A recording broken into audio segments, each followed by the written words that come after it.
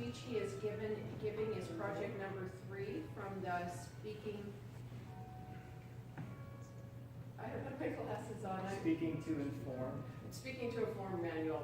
So Kevin joined Toastmasters in 2013. He has his Competent Communicator and Silver Leadership Awards. He loves golfing and has played for 20 years. His speech is titled, 3 Essentials You Must Have for a Quality Golf Swing. Let's give it up for Kevin.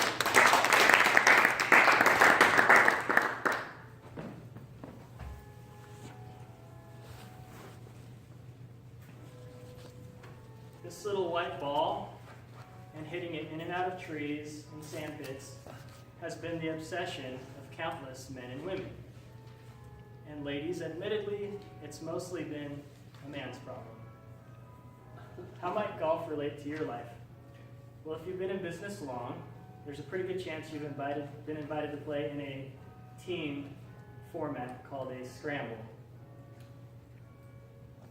Now, even while golf in general is scored individually, it's almost always a very social activity. Maybe last summer, you were invited to play golf at Uncle Joe's family reunion. Maybe if you were a kid and lucky enough to play, you got to develop quality friendships, discipline, and skills that would help you later in life in business. And even professional athletes who excelled in their sports later turned to golf for a very unique and challenging test of athleticism. Players como, speaking in Spanish a lot, Michael Jordan, Tony Romo, and Charles Barkley. Watch with me as Charles Barkley attempts to hit a golf ball.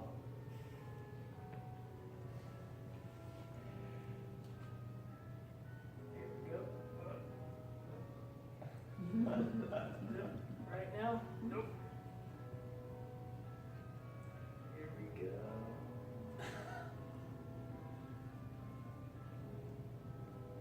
There we go.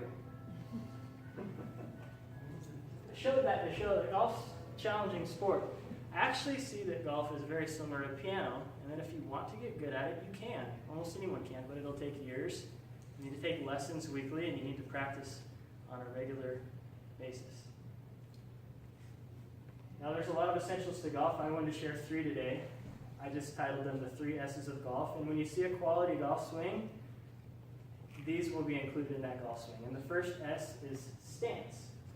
Now who in here knows how to shoot, or who here knows how to play basketball? There's at least decent at basketball. Yeah? Yeah? Jesse, Yeah. can you come up front real quick? Oh, sure. Yeah. Please welcome Jesse. I need you to do 2 shots. The first one, go ahead and do a 3-point shot.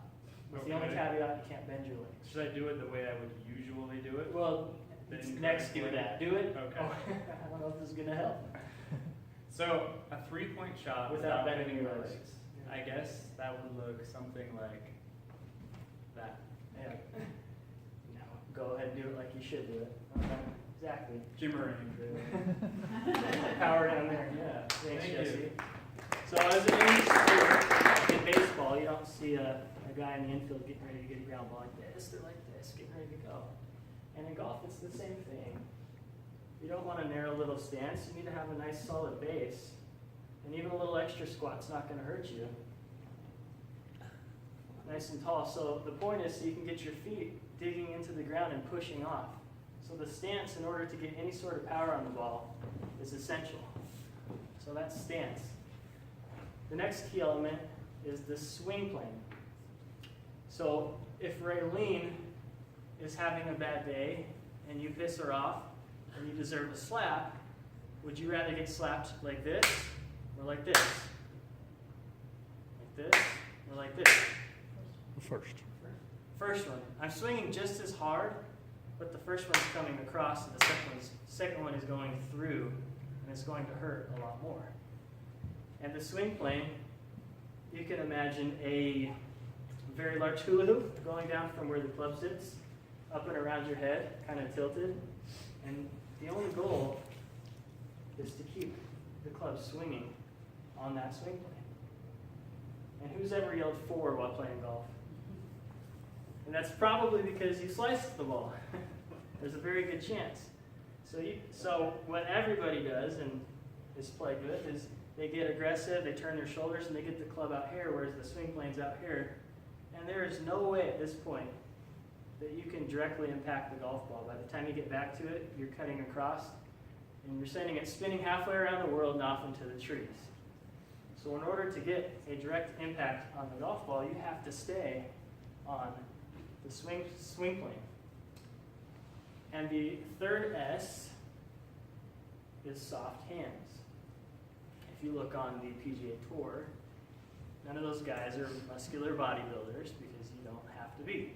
You want to grip the golf club like a little baby bird.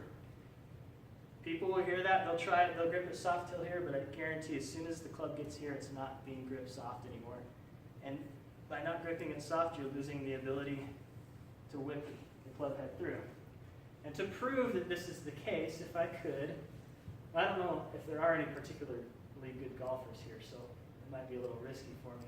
I would take you all out to the driving range and line you up, and I'd go ahead and I'd take my golf club and I'd throw it out there as far as I could. And I'd say, all right, if you can take a golf club and throw it farther than me in a straight direction, I'll give you $100. There'd be some people that would be confidently thinking, okay, I can do that. I can throw it a long ways.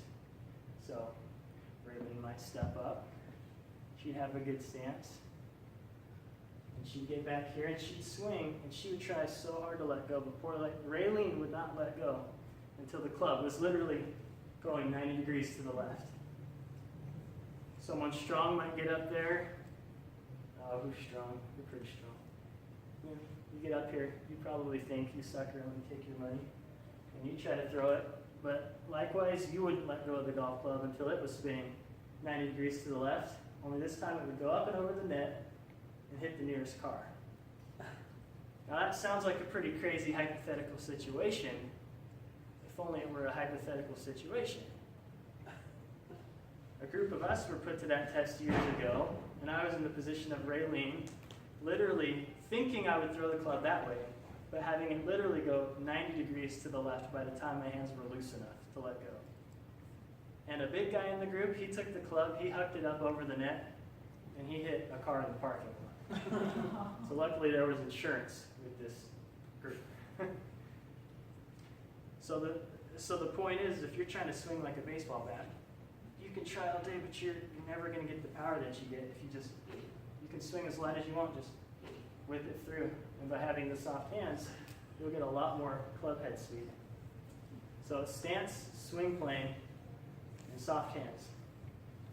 And golf is a funny sport in that if you're good at it, people seem to think you're good in business.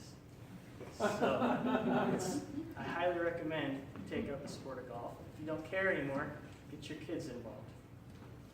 So, who wants to tee it up?